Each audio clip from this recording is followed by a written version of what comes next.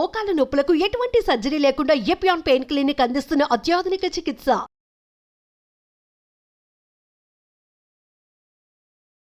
Welcome to Suman TV. నేను మీ నవీన్. ప్రస్తుతం మనతో హోమియోపతిక్ ఎక్స్పర్ట్ డాక్టర్ చేతన్ రాజు గారు ఉన్నారు. హాయ్ సార్, నమస్తే అండి. నమస్తే సార్. సార్, పల్లెటూళ్ళలో పెద్దవాళ్ళని చూస్తే మనము అంటే ఒక 75-80 ఏళ్ళు ఉన్న వాళ్ళని చూస్తే అసలు నడిచేటప్పుడు ఎక్కడే కూడా అబ్బా కాళ్ళ నొప్పులు అనే మాట రాదు. ఏంటంటే ఏదో ఉంటే ఒకవేళ ఆ సపోర్ట్ కోసం ఏదన్నా ఒక స్టిక్ పట్టుకుంటారు. కానీ ఇప్పుడు జనరేషన్ చూస్తూ ఉంటే సార్ 20-25 ఏళ్ళకే అమ్మ అంత దూరం నేను నడచలేను, నా వల్ల కాదు, మోకాళ్ళ నొప్పులు ఉన్నాయంటారు. సో ఏంటంటే ఈ జనరేషన్కి మొత్తం మనం చూసుకుంటే లైఫ్ స్పాన్ అనేది తగ్గిపోయి రోగాలు అనేవి పెరిగిపోతూ ఉన్నాయి. సో ఈ మోకాళ్ళ నొప్పులు మెయిన్గా చిన్న ఏజ్లోనే రావడానికి రీజన్ ఏంటి? అదేవిధంగా బోన్ స్ట్రెంగ్త్ పెరగడం కోసం హోమియోపతిలో ఎట్లాంటి మెడిసిన్స్ ఉన్నాయి? ఒక పేషెంట్ వచ్చారు మన దగ్గర మోకాల నొప్పుల ప్రాబ్లం తోటి. ఏజ్ ఏమో 52 ఏండ్లు. ఓకే. ఫీమేల్ పేషెంట్ ఉండేవాయి. ఆ అమ్మ మొత్తం బాధలు చెప్పుకునేటప్పుడు ఎంతసేపు చెప్పుకున్నారు, ఎంతసేపు బయట వెయిటింగ్ చేసిండ్రు. ఏం చేస్తుండే తెలుసా? ఇట్లా కూర్చొని వాళ్ళ బాబుతో మాట్లాడేటప్పుడు మసాజ్ ఇట్లా మోకాళ్ళకి మనతో మాట్లాడేటప్పుడు కూడా ఇట్లానే నడుస్తూనే ఉంది.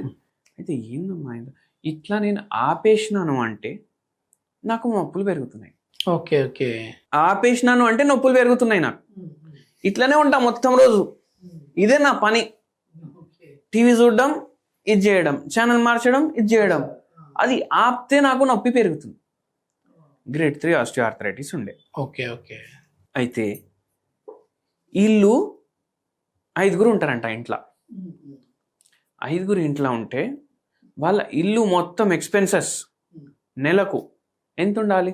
మినిమం తక్కువ అన్న ఒక 15-20 వేలు అనుకోండి. 20 అంటే అన్ని రావాలి. పిల్లలు, బట్టలు, మళ్ళా పుస్తకాలు, తిండి గిండి, బయటికి పోవడం, ఇంటికి రావడం, కార్ ఖర్చు, బస్ ఖర్చు అన్ని మొత్తం కలిపి 1 లక్ష వస్తాయి కదా. వాళ్ళకు 15 లక్షలు అవుతుందంట. 15 లక్షలు. వాళ్ళ లైఫ్ స్టైల్ ఎట్లా ఉంది బై? పెద్ద ఇల్లు. మనం పెట్టుకునే దాన్ని బట్టి సార్. ఎందుకంటే ఇప్పుడు 20,000 జీతం సంపాదించేటోళ్ళు కూడా 15,000 ఖర్చు పెట్టుకుని 5,000 మిగిలించుకుంటా ఉన్నారు. ₹1,00,000 వచ్చేటోడికి సరిపోవట్లేదు. అయితే ఏంది వాళ్ళు రెగ్యులర్ అయిపోయారు, జర తగ్గినాయి వాళ్ళకు. అయితే అప్పుడు ఓపెన్ అప్ అవుతారు కదా పేషెంట్లు, జర ఫ్రీ అవుతారు. ఇంటికి ఇంటీరియర్లకు 8 కోట్లు పెట్టిరంట. 8 కోట్లు. 8 కోట్లు అంటే ఒక బండ ఈ గోడకు పెట్టాలంటే ఆయన ఏడికో జపానో జర్మనీకి పోయి అక్కడ నుంచి తీసుకొని వస్తారు, పెడతారు. అంటే ఇప్పుడు షాక్ కదా మనిషి. అయితే ఇప్పుడు వాళ్ళు ఏదైతే బండ వేసిరు కదా ఇంట్లో, మళ్ళీ వాళ్ళు ఇల్లు బట్టి కూడా ఒక 7-8 ఏళ్ళు అయింది. బండ వేసిండ్రు కదా ఇంట్లో, ఆ బండ కూడా ఇంపోర్టెడ్, బయటికి వెళ్ళి మళ్ళీ వెట్రిఫైడ్. అంటే ఎంత షైనింగ్ ఉంటుంది, గ్లాస్ లాగా ఉంటుంది. ఓకే, గ్లాస్ లాగా ఉంటుంది. ఇప్పుడు వీళ్ళు ఉంటున్నారు దాంట్లో. నాకు అర్థమైందంటే అట్లాంటి బండల మీద నడిచినా కూడా మోకాళ్ళు అరిగిపోతాయి. కరెక్ట్ అన్నారు మీరు. ఇప్పుడు వాళ్ళకు ఎట్లా అంటే పూజా గదిలో చెప్పులు వేసుకొని పోవద్దు, వంట గదిలో చెప్పులు వేసుకొని పోవద్దు. అది వాళ్ళు మెయింటైన్ చేస్తున్నారు. లేడీస్ ఏం చేస్తారు? వంటలు ఎంతసేపు చేస్తారు రోజు? నిలబడి చాలాసేపు చేస్తారు. మార్నింగ్ ఒక 1.5 గంట చేస్తారు, మధ్యాహ్నం ఒక గంటన్నర, మళ్ళీ నైట్ ఒక గంట 4 గంటలు అయితే నిల్చొని ఉండాలి కదా బండరాయి మీద. ఖచ్చితంగా. ఇప్పుడు మీరు ఒకటి గుర్తు చేసుకోండి, మీ నాయన వాళ్ళ నాయన, మీ తాత ఎంత స్ట్రాంగ్ ఉంటుండే. అవును. మా నాయన వాళ్ళ నాయన కూడా ఫుల్ స్ట్రాంగ్, పత్తడిపోటు బాడీ ఉంటుండే వాళ్ళది. ఊరికాడ అన్ని పనులు చేసుకుంటా, ఎంత సౌకారు ఉన్నా, ఎంత గరీబుడు, సేమ్ లైఫ్ స్టైల్ ఉంటుండే వాళ్ళది. ఇప్పుడు ఇంటికాడ లోపట బండరాయి ఉంటుండే, ఈ టైల్స్ అయితే ఉండకపోతుండే కదా. అవును. మళ్ళా ఇప్పుడు ఈ టైల్స్ ఉంటాయి ఇంటికాడ అందరు. ఆ టైల్స్ అంటే అంత మీరు ఎంత ఎదిగితే, ఎంత డబ్బు ఖర్చు పెట్టి ఏదైనా లగ్జరీ అలవాటు మనం చేసుకుంటే మనకు అంత రోగాలు వస్తాయి.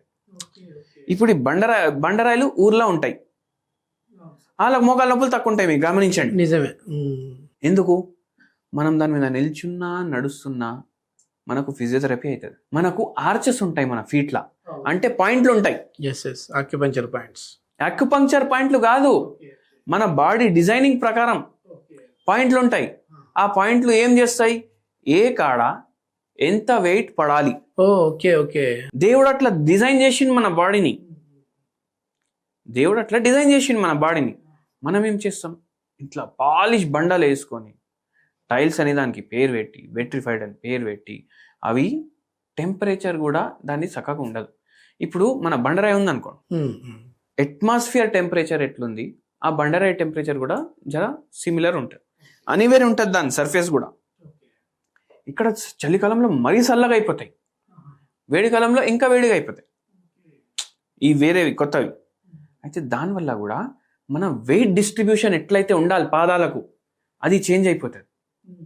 దాంతో పాదాల్లో స్వెల్లింగ్, మోకాల్లో నొప్పి, ఈ ఉంటాయి కదా హిప్ జాయింట్స్, ఈ చిప్పలు పాడవడం, ఇట్లా అవుతుంది. సో ఈ పేషెంట్లో కూడా అట్లా అయింది. ఇప్పుడు మనం ఇప్పుడు చూడండి, చిన్న పల్లెటూరు అనుకోండి, అక్కడ మోకాలు నొప్పి పేషెంట్లు తక్కువ ఉంటారు.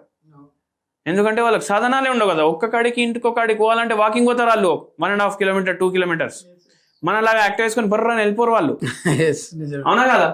అయితే షుగర్ పేషెంట్లు తక్కువ ఉంటారు, మోకాలు నొప్పి పేషెంట్లు తక్కువ ఉంటారు. అందుకే డాక్టర్లు అందరూ సిటీకి వచ్చి పెడతా ఉంటారు హాస్పిటల్స్.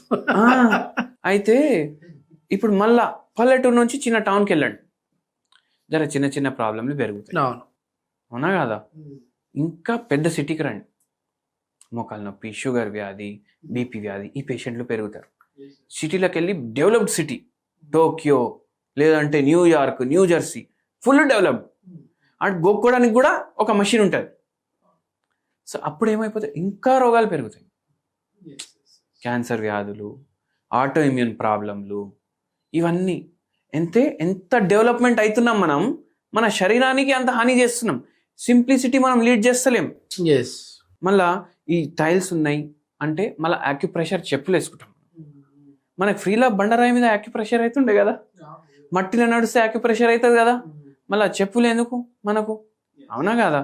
సో అట్లా చెప్పులతోటి ప్రాబ్లం అవుతుంది. మళ్ళీ ఇంకోటి హై హీల్స్ వేసుకుంటారు కొన్ని లేడీస్. అవును, ఏందండి ఎందుకు అయ్యమ్మ ఆయన జర పొడుగుంటారు, మళ్ళీ ఫోటో తీస్తే మనకు కరెక్ట్గా రావాలి కదా ఫ్రేమ్ అనేసి అంటారు, దానికోసం హై హీల్స్ వేసుకుంటారు.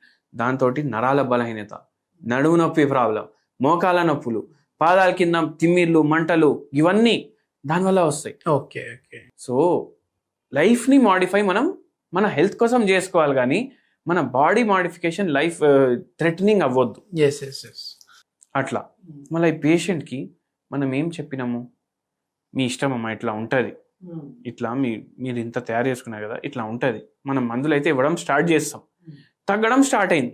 ఓకే, తగ్గడం స్టార్ట్ అయినాక ఏందమ్మా మళ్ళా బండ అది ఏంది సార్ మీరు అది అన్నారు కదా, అట్లా మళ్ళీ కోట్లు పెట్టించి బండలు మళ్ళీ ఏం చేసినామంటే, ఏం లేదు సార్, ఇప్పుడు నేను పూజ గదిలో పోగానే కింద కూర్చుంటా, మ్యాట్ వేసుకొని కూర్చుంటా, ఇప్పుడు వంటింట్లో పోతలేను, నేను చెప్పులు వేసుకొని ఉంటున్నా ఫుల్ డే. Okay okay. మళ్ళా మీరు ఇచ్చిన మందులు వాడుతున్నా, అండ్ ఆపరేషన్ కూడా చేయించుకుంటలేను, మీ మందులతోటి నాకు మంచిగా తగ్గింది, ఆపరేషన్ కూడా చేయించుకుంటలేను. వాళ్ళకి ఒకటి చెప్తా సార్, మన దగ్గర ఒక వారం తర్వాత ఆపరేషన్ చేసుకుందామని అనుకునేటోళ్ళకు కూడా నొప్పులు తగ్గినాయి. కానీ నేను ఒకటి చెప్తా, మనము ఎంఆర్ఐ కానీ, ఎక్స్రే కానీ, సిటీ కానీ ఎప్పుడు చేపిస్తాం, మనకి డిసీజ్ ముదిరింది అని తెలిసినప్పుడు, డాక్టర్లు రెఫర్ చేసినప్పుడు ఎప్పుడు రెఫర్ చేస్తారు. మనకు పరేషాని దానివల్ల వస్తుందంటే మనం డాక్టర్ దగ్గర పోతాం, డాక్టర్ దగ్గర పోయి ఇది ఉంది అయ్యా పరేషాని అంటే నా ఎక్స్రే చేపిస్తే మనకు తెలుస్తుంది. అంతలో ఇంత అరిగిపోయింది. చాలా మందికి రోగం ఉంటది, వాళ్ళకు సిమ్టమ్లు ఉండవు. Okay okay, asymptomatic. అది ఎందుకు ఉంటుంది, 21 తర్వాత మన బాడీ చచ్చిపోవడం స్టార్ట్ అవుతుంది. ఓకే, 80 ఏండ్లకు మనం చచ్చిపోయినా ఆ ప్రాసెస్ ఏమో 21 ఏండ్లకు స్టార్ట్ అవుతుంది. Okay okay. మెల్లమెల్ల సంపుకుంటా బాడీ ఒక పూర్తిగా మన ఆత్మ వెళ్ళిపోతుంది బాడీలోకి వెళ్ళి. సో ఈ ఎక్స్రేలు, ఎంఆర్ఐలు ప్రతి పేషెంట్కి ప్రతి మనిషికి చేపించినాం అనుకోండి, కొందరికి నడుములో ప్రాబ్లం, కొందరికి మెడలో ప్రాబ్లం, కొందరికి మోకాల్లో ప్రాబ్లం, కొందరికి పాదాల కింద ప్రాబ్లం, ఏదో వస్తూనే ఉంటుంది. కోవిడ్ టైంలో టెస్ట్ చేస్తే అందరికీ బయటపడతా ఉన్నట్టు, అందరికీ బయటపడ్డా. ఇప్పుడు అందరికీ కోవిడ్ ఉండే కానీ అందరికి సిమ్టమ్లు లేకుండే కదా, అట్లనే. సో మనం మెయిన్ సిమ్టమ్స్ ఫస్ట్ తగ్గించేయాలి. మళ్ళా ఒక 10 మందికి, ఇప్పుడు 52 ఏళ్ళు ఈ పేషెంట్ ఏజ్, 52 ఏజ్ వయసు వాళ్ళు 10 మందికి మనం టెస్ట్ చేపిస్తే యావరేజ్గా వాళ్ళ మోకాలు ఎట్లున్నాయి, అట్లా మోకాలు అయిపోతే కూడా చాలు కదా, చాలు, కథం తగ్గిపోయినట్టే కదా. ఓకే, హోమ్ రెమెడీ ఏంటి సార్ మా వాళ్ళ? హోమ్ రెమెడీ, అచ్చా, ఈ పేషెంట్కి కూడా ఒక హోమ్ రెమెడీ చెప్పినాను నేను. అయితే మీ అందరికీ కూడా చెప్తాను నేను. ఏంటంటే ఒక చాయ్ దొరుకుతుంది, ఆ చాయ్ పేరు వైట్ టీ. వైట్ టీ అంటే ఏంటంటే మన టీ లీవ్స్ ఉంటాయి కదా, దాంట్లోనే ఒక రకం. ఓకే. దీంట్లో యాంటీ ఆక్సిడెంట్లు ఫుల్ ఉంటాయి, యాంటీ ఇన్ఫ్లమేటరీ ప్రాపర్టీలు కూడా ఉంటాయి. ఓకే. ఇది మీరు తెప్పించుకోండి. మీ white tea order online home delivery అంటే వస్తాయి. చాయ్ రేటే ఉంటుంది మీకు. ఓకే. ఓకే. కొంచెం మీకు ఒక 20 రూపాయలు 30 రూపాయలు ఎక్కువ ఉంటుండొచ్చు గంతే. గ్రీన్ టీ ఉంటుంది కదా, గ్రీన్ టీలో హెల్త్ బెనిఫిట్స్ ఉంటాయి కదా, దాంట్లో ఎన్నో తరాలు ఎక్కువ హెల్త్ బెనిఫిట్ దీంట్లో ఉంటుంది వైట్ టీలో. Okay. Okay. Anti inflammatory properties, energetic properties ఉంటాయి. అండ్ వీటితోటి మోకాల నొప్పుల్లో జర రిలీఫ్ ఉంటుంది, మీకు రిలీఫ్ మాత్రం ఉంటుంది. అయితే ఇప్పుడు గ్రీన్ టీ ప్రిపరేషన్ ఎట్లా చేసుకుంటారు, నార్మల్గా మీరు డికాక్షన్ తయారు చేసుకుంటారు కదా, గట్లనే తయారు చేసుకోవాలి. తయారు చేసేటప్పుడు ఇంత పసుపు కొమ్మ దాంట్లో దంచేసి వేసేయాలి, అది white tea. Okay. Okay. White tea మామూలుగా కూడా తాగొచ్చు మీరు, కానీ వైట్ టీ తయారు చేసుకునేటప్పుడు మీరు జర పసుపు కొమ్మ వేయండి. దాంట్లో యాంటీసెప్టిక్, యాంటీబయాటిక్, మళ్ళా ఎనర్జెసిక్, సో ఎన్హాన్స్ అయిపోతుంది. అది తాగి మీరు వచ్చి కమెంట్ చేయండి వారం తర్వాత ఎట్లా. నిజంగా చాలా మంచి ఇన్ఫర్మేషన్ సార్. ఏంటంటే మన లైఫ్ స్టైల్ అనేది ఏదో మనం టెక్నాలజీ వెనకాల పరిగెడుతూ మనం ఇంకా కొంచెం అభివృద్ధి పరంగా ముందుకు వెళ్తా ఉన్నాం అనుకుంటాం, కానీ బాడీని మాత్రం తగ్గించేసేస్తా ఉన్నాం, దాని పనితీరుని తగ్గించేసేస్తా ఉన్నాం, కాబట్టి ఈ రోగాలన్నీ వస్తూ ఉన్నాయి. ఎస్, థ్యాంక్ యూ అండి. Thank you.